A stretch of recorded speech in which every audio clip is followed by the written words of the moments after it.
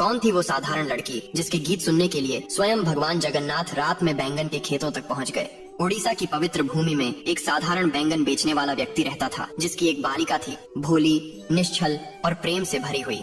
संसार की दृष्टि में वह बस एक गरीब सब्जी वाली थी, पर भीतर उसका हृदय भक्ति के रत्नों से भरा था। उसे संत जयदेव गोस्वामी के गीत गोविंद के पद इतने प्रिय थे कि वह दिन रात उन्हें गुनगुनाती रहती थी। उसके स्वर में कोई शास्त्रीय लय नहीं थी, पर भक्ति की मिठास थी जो सीधे भगवान जगन्नाथ के हृदय तक पहुंचती थी। वह अपने माता पिता की सेवा करती, घर का सारा काम निपटाती और फिर प्रेम से जयदेव गाती रहती। एक दिन पूर्णिमा की रात उसके पिता ने उसे पुकारा, बेटी, चांदनी अभी उजली है, जाकर बैंगन तोड़ ला, सुबह मंडी में ले जाना है।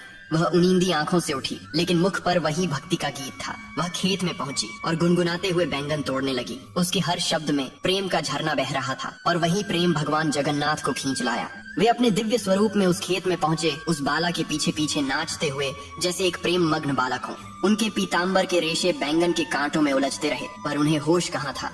भक्ति का नशा दोनों ओर था। भक्त और भगवान दोनों एक दूसरे में खोए हुए थे। सुबह जब जगन्नाथ मंदिर के पट खुले तो राजा ने देखा कि भगवान का नया पीताम्बर फटा हुआ है। उसे लगा पुजारी ने धोखा दिया है। उसने क्रोधित होकर पुजारी को कारागार में डाल दिया। बेचारा पुजारी रोता रहा, प्रभु मैं निर्दोष हूँ। उसी रात राजा को स्वप्न में स्वयं भगवान जगन्नाथ प्रकट हुए।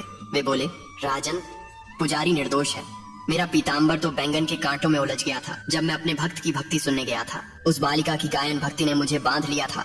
अगली सुबह राजा स्वयं उस खेत में पहुंचा। वहाँ सचमुच पीताम्बर के सुनहरे रेशे कांटों में लिपटे थे। राजा की आंखों से आंसू बह निकले। उसने पुजारी को सम्मान के साथ मुक्त किया और प्रण किया कि गीत गोविंद का पाठ अब प्रतिदिन भगवान जगन्नाथ के समक्ष होगा। उस दिन से जगन्नाथ मंदिर की मंगला आरती में जयदेव के पद गूंजने लगे, उस प्रेममयी बालिका की भक्ति की स्मृति में, जिसके निष्कपट गीतों ने स्वयं भगवान को धरती पर उतार लाया था। जय जगन्नाथ।